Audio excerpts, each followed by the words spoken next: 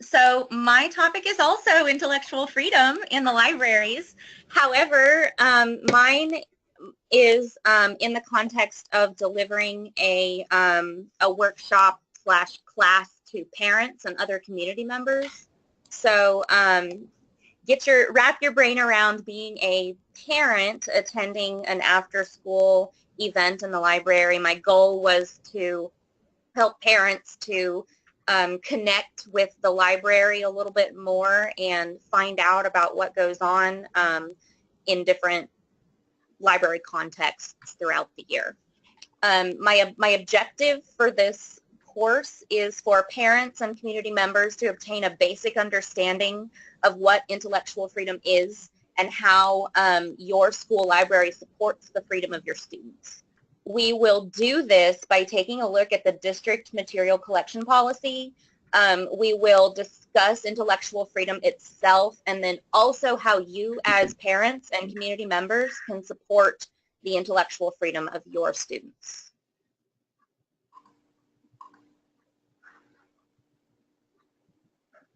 Okay, so in the discussion forum where we posted our handouts, I did provide a couple of links. I'd like for my hook to kind of hook your interest, I'd like for you to imagine that you are a librarian and you are in charge of creating a brand new school library at the high school level. Before I have you click on the link, which books do you think would be absolute must-haves for your library? Would you have any concerns when you were building your library? And is there anything that you would choose to leave out of your library collection as a parent?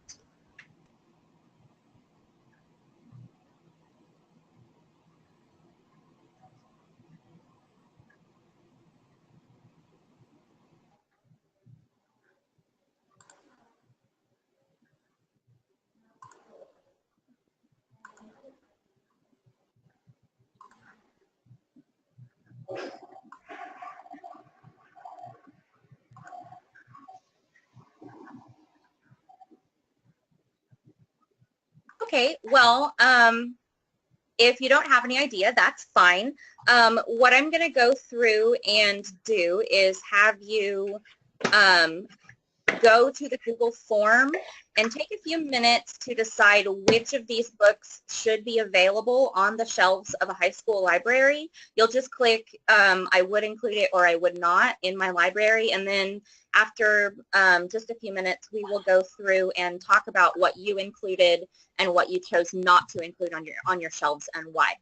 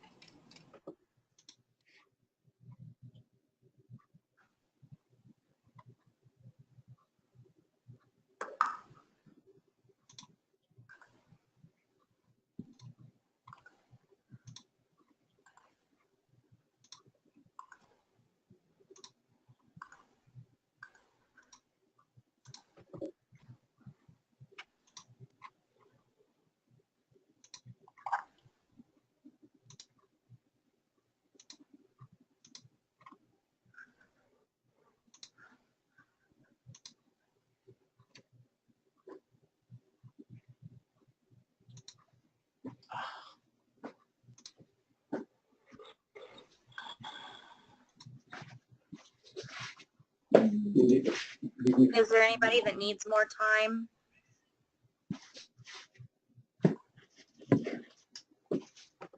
Okay. Then we will kind of look at some responses.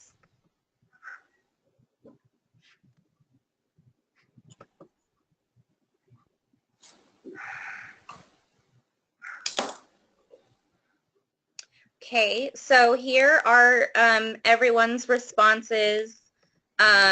Everybody chose to include Call of the Wild, A Farewell to Arms, Of Mice and Men. These are all classics that most libraries would have. The Lord of the Rings, To Kill a Mockingbird. Some people chose not to include A Light in the Attic, the book of poetry by Shel Silverstein. Harry Potter was included. If I Ran the Zoo by Dr. Seuss, about 40% chose not to include that. I can understand possibly, I'd kind of be interested to see why people chose not to include that in their library. James and the Giant Peach had a few that didn't include it. Huckleberry Finn was included by all, Romeo and Juliet, and the Bible, and also the Quran.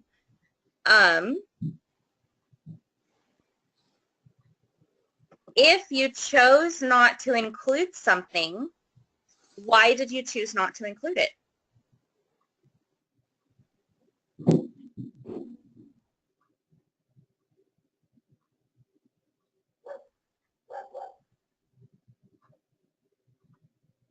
I had decided to include all of the books, but there were a couple books that I hovered on, such as the Dr. Seuss one, because like you said, it's a high school library collection, and immediately I thought maybe this didn't really fit into the high school format, but I decided to include it because there may be students who aren't fond of reading or have a lower, not that I don't know that a high school student would make it all the way to high school being on that reading level, but having that book available to high school students might help their confidence as well. Like maybe they check out books and take it home to younger brothers or sisters who don't have access to books, and they read those books. So there's different scenarios of why they might check out that book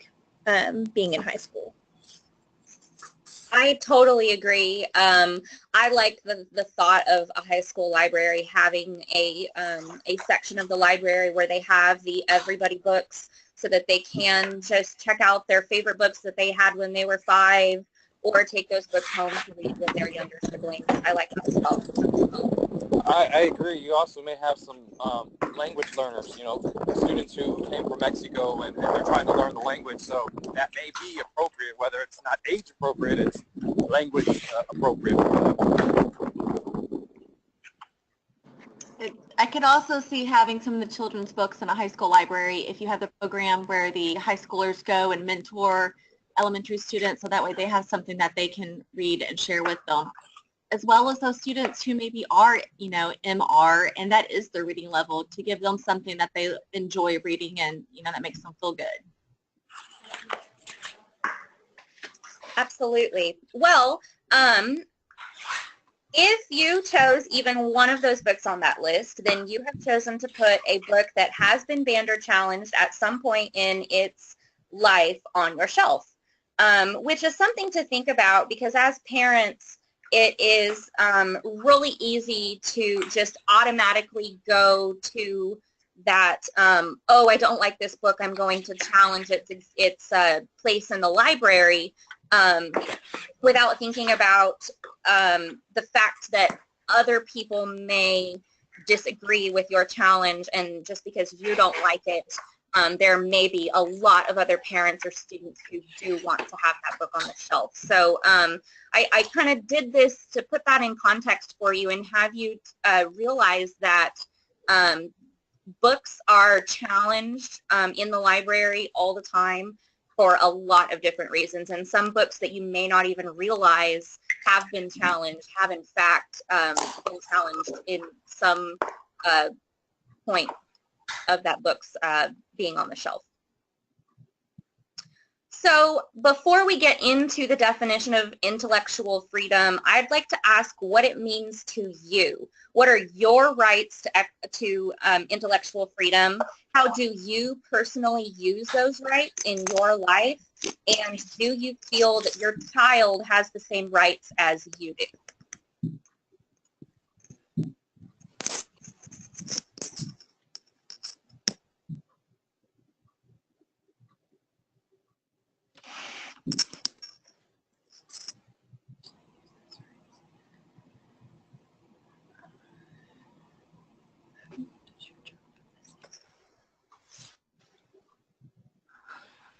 I think these are some tricky questions from a parent's perspective, because I think a lot of parents, their gut reaction will be to say that minors don't have the same right as adults. Not necessarily that I agree with them, but I think a lot of parents will say that.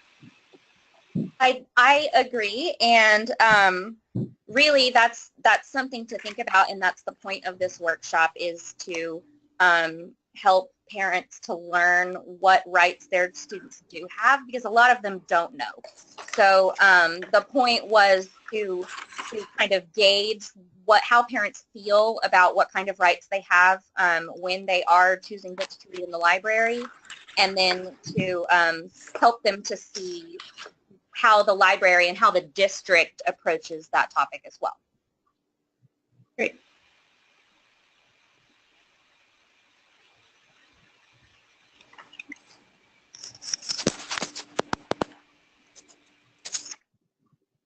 Okay. Oops.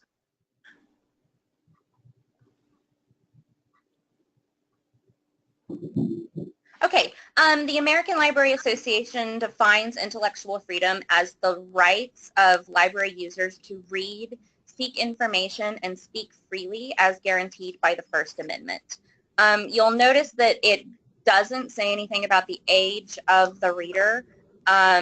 Your students who come to our library do have the right to read what they choose. Now, parents are the ones that are the only ones actually who have the right to tell the student what they can and cannot read due to whether or not it's just not the right time for that student to read the book, or it's not the right reading level for them, or for whatever reason you as a parent would choose to not have your student read a certain book. I, as a librarian, am not allowed to tell a student that they cannot read something or seek information about a topic. That is your job as the parent. You know your kid more than anybody else does. How does intellectual freedom apply to your child? As I said, they have the right to read what they choose. They have the right to think independently at school and to form their own opinions about what they are reading or about things happening in the world. Once again, they are forming these opinions using things that they are seeing around them. Kids are so observant, and they listen to what adults are saying, and they read things online or from a book, and they form their own opinions based on those things. Kids also have the right to be provided information on a variety of topics and from a variety of viewpoints. So, like I said, you may not like the viewpoint of some piece of nonfiction or some biography about a person that's on the library shelf, but there is probably also another book out there that gives an alternating viewpoint, and it is your child's right to be provided information with a variety of viewpoints and not just one, so that they can learn to form their own opinions and think critically. Okay, I wanted to take a few minutes to look at our material collections policy. Our district provides an online library handbook for parents to go and look at. Some highlights from this handbook include, if you felt like you needed to challenge a book, the procedure to do that is in the handbook. It also provides procedures that the library goes through for choosing new library materials, and what considerations the district takes in choosing new materials that are age appropriate for students. So this is what the handbook looks like. I am not going to go through the whole thing. It is very extensive, but I wanted to show you, they give you all kinds of policies here. If you were to choose, if you just thought that you had no other course of action but to challenge a book, they do tell you how to do that here. However, throughout this course, I am going to be giving you some suggestions for what you could do instead of automatically jumping to challenging a book. They give you information on what librarians use to choose new materials for the library. A lot of these materials do a really fantastic job of telling you, yes, what the book is about and whether or not it was of a good quality, but also what age level these journals recommend for that for that particular book. And librarians in our district do take that into consideration. If you are interested as a parent in how your school library goes about choosing new books and stuff like that, or all of the interworkings of library policy, this handbook is here for you as a parent to peruse, and I would highly recommend you give it a look. There's some really great information in here.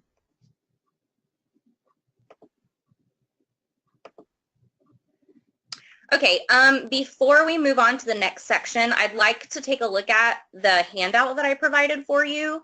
I have it here on the page as well. I created this handout for you to take home so that you have some of the information that I am providing for you in this course in your hand as you walk out, so that you have a reminder of some of the things that that intellectual freedom is for your child. Here you'll see that I have a the definition of intellectual freedom here, and then also some bullet points on what intellectual freedom looks like.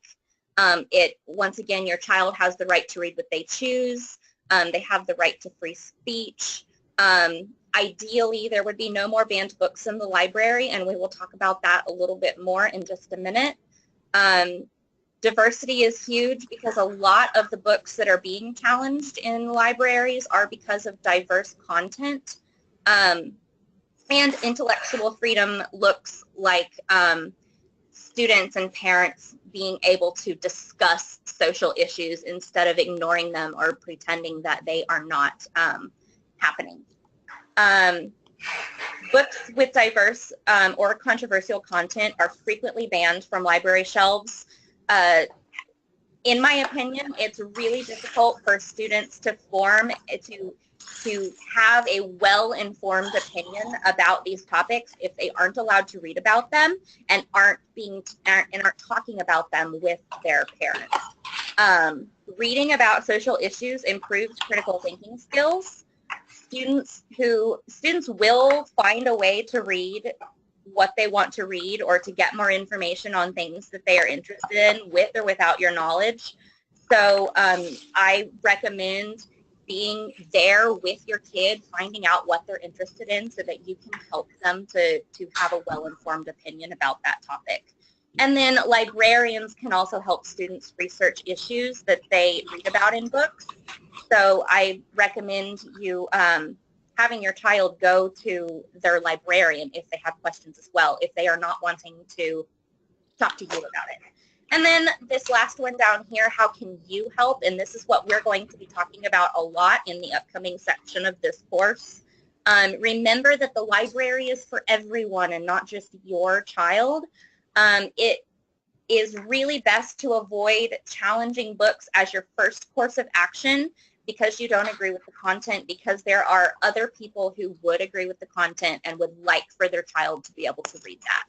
And then above all, read with your kids.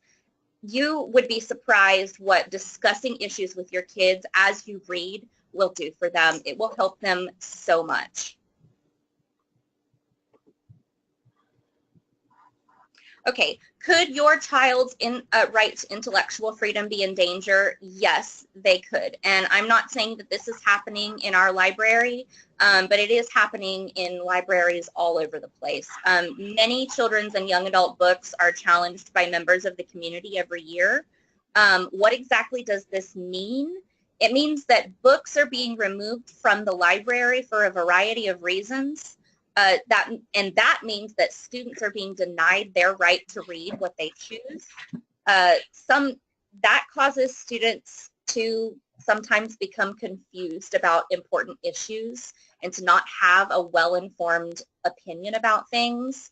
They're getting information from their peers instead of from experts in books or even from you as the parent. And then challenging books and removing them from the shelf does not promote critical and independent thinking like keeping those books on the shelf does. Here's an infographic I got from the American Library Association website. This is from 2015, and I know that it's 2017 now, but I really liked this infographic because it kind of shows you what was banned and why. A lot of these, yes, it's a high school library, and a lot of it is for sexual content, which I understand as a parent that a lot of parents don't want their children reading that, but that's not the case for every parent. I recommend having that discussion with your child about whether or not they should be reading this and why, or even reading it with them.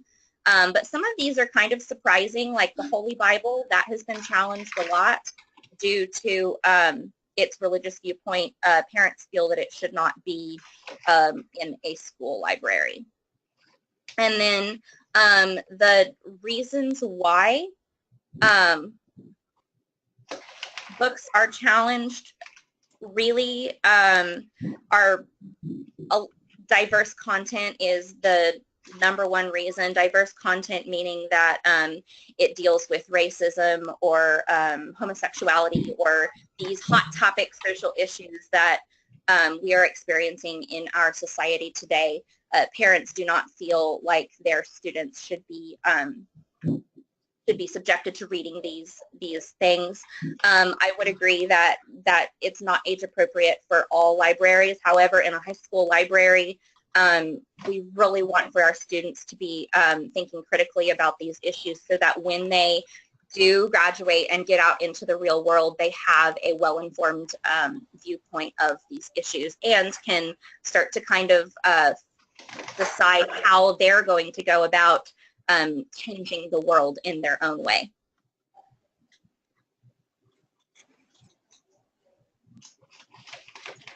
The top reasons why books are challenged are, once again, they're sexually explicit material, unsuited for their age group, or offensive language are the huge ones here. I got this this graph from the American Library Association website. And they chart these things regularly. So it was just interesting to me to see, once again, kind of how things have changed in over time and what things are being challenged today that weren't as bad in the past.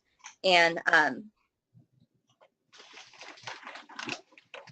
okay, the number one source of book challenges is parents and community members. Not saying that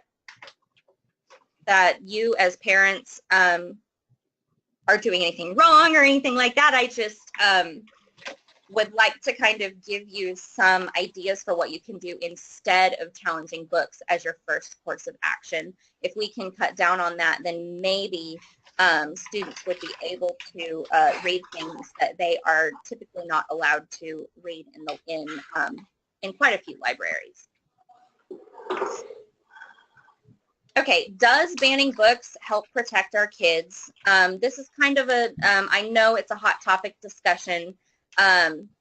Do you feel that your student who goes to our school would be able to find that book elsewhere, and would they search out information on that topic if they were not allowed to read it from the library?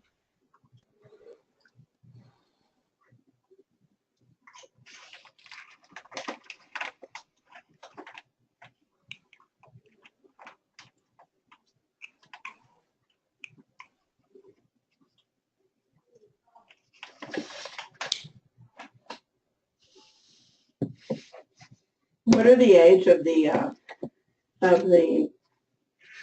students that these parents would have? Are you talking here high school or younger? Yes, this is a high school library.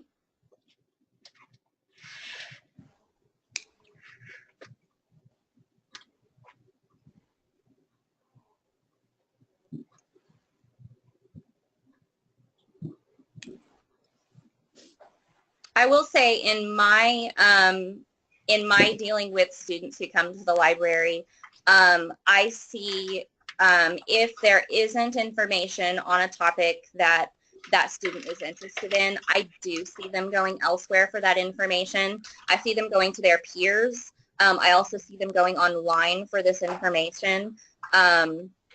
So I feel like it is not entirely helpful to protect students from social issues. I feel like they will be able to form better, more intelligent opinions about what's going on in our world if we talk to our students about what is going on instead of protecting them from things that are scary in the world, like racial violence. I have had some wonderful discussions with young adults about how they feel about racial violence or homosexuality or things like that that are happening in our society. I can say that students feel kind of like they're being babied because adults won't talk to them about these things and are trying to tell them that they don't need to be reading about these issues, and they want to be.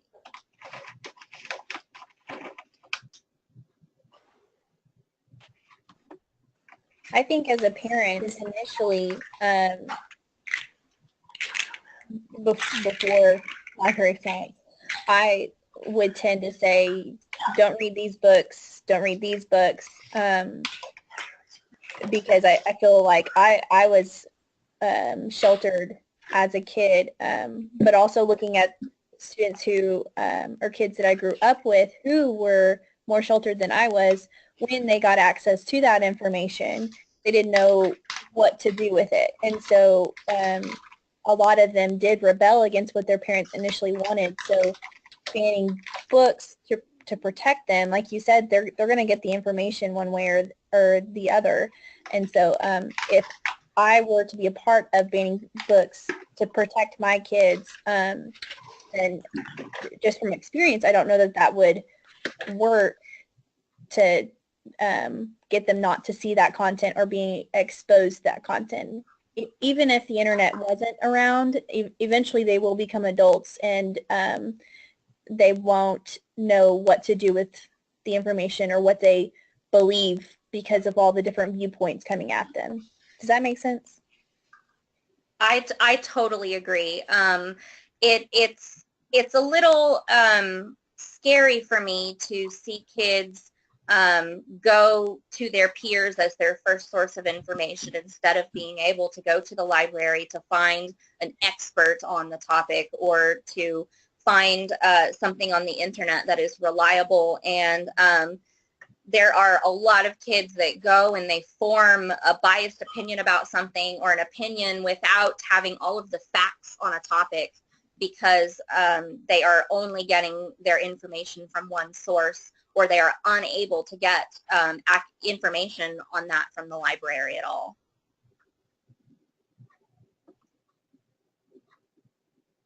What I have next are a couple of videos on what the authors have to say about banned books.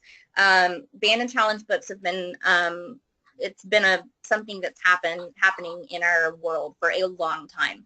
A lot of the authors in this first video are authors of books that that are not even new books. They're, classics, and it's interesting to see what they have to say about it, seeing as a lot of these books parents today would not even consider challenging, and they were a hot topic being challenged when they were first published. So it's interesting to see how things have changed and how topics that were controversial or considered not appropriate for a library in the past are absolutely fine today. The second one is a video from Sherman Alexie, who writes a book, a wonderful young adult book called The Absolutely True Diary of a Part-Time Indian, and how he feels about challenging books and whether or not he finds it useful.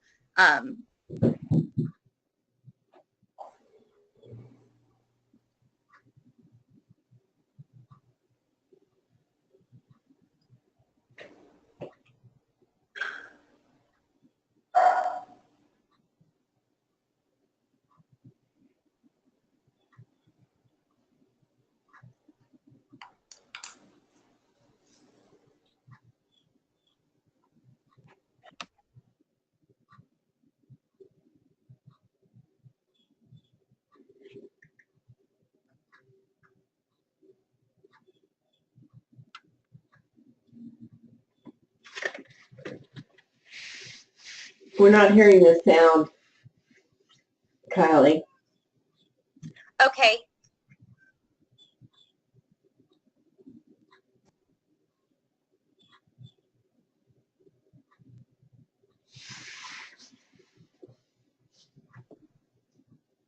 Okay, since you're not hearing the sound, I am just going to move on. I won't do the next one. Basically, Sherman Alexie points out that the most surefire way to get a young adult to read a banned book is to ban it, which I loved his point in the video. He goes and he says he actually appreciates having his book banned in a way because it got way more students to read it than he ever would have had if the book had been left alone on the shelf. It was interesting to me that he said that because it really supports my thought that challenging books in a high school library is not going to do much to keep that book out of a student's hand if they really want to explore that topic. I guess this video that I have is wonderful. And I would highly recommend you go and look it up. This is a video on what kids have to say about banning books, and a lot of them mention that they just don't understand why adults are putting these labels on books. For example, they mention Harry Potter and how it supports disrespect to adults and witchcraft. And the kids go on to say, I don't understand how this book is supporting disrespect to adults. Maybe I don't understand because I am a kid, but kids are feeling like we're putting these labels on these books without asking their opinion. And just because we see a theme in a book does not necessarily mean that the kid is going to read into that same theme. Okay, the Padlet discussion that I have went through was discussing what directly was discussed on the kids talking about challenged books video, and I don't see how we could do that discussion on Padlet without watching the video, and we'd kind of miss the whole point of it without the sound. So I'm going to go ahead and just skip the Padlet discussion if that's okay. And yes, there is some good alternatives to challenging a book be your first course of action. Sometimes a book isn't a good fit for your student, but it might be the perfect fit for their classmate. What can you try before you request to remove a book from the library altogether?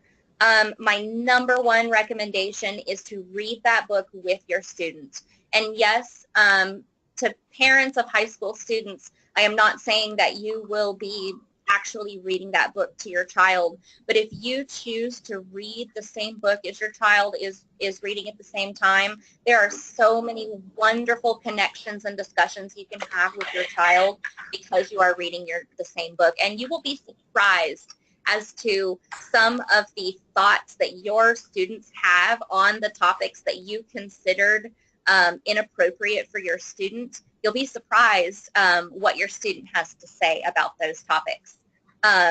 Discuss issues that come up as you read so that you can help your child to form an opinion about those topics, and they aren't confused once they get out into the real world and are having to go to college and form their own opinions about these things that are happening in the world.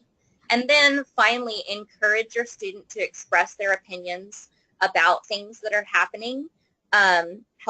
Give them sources of information that you feel are reliable, that will help them to think for themselves and to critically examine all of the societal problems that we're having right now. Our kids are our future. I've provided a few additional resources. PBS Teachers Focus on Intellectual Freedom has a lot of lesson ideas. If you as a parent are wanting to talk about issues with your child, this is a great source of ideas to look at.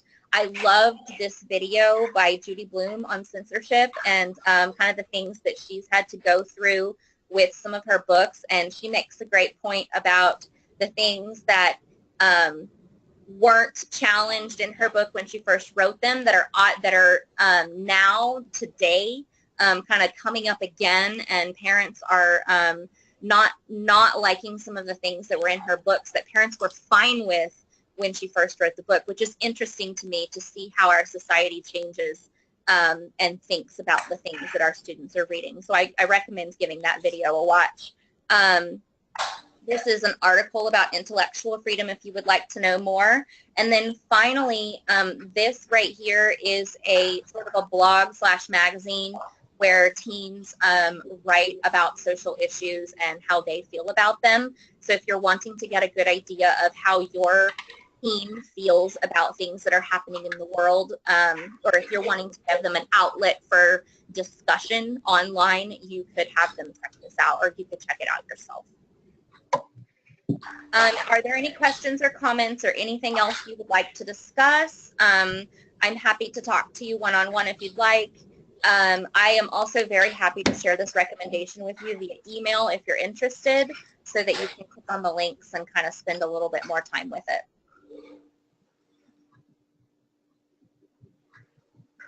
All right, well, that's all I have. There are my references if you'd like to know where I got all of my information.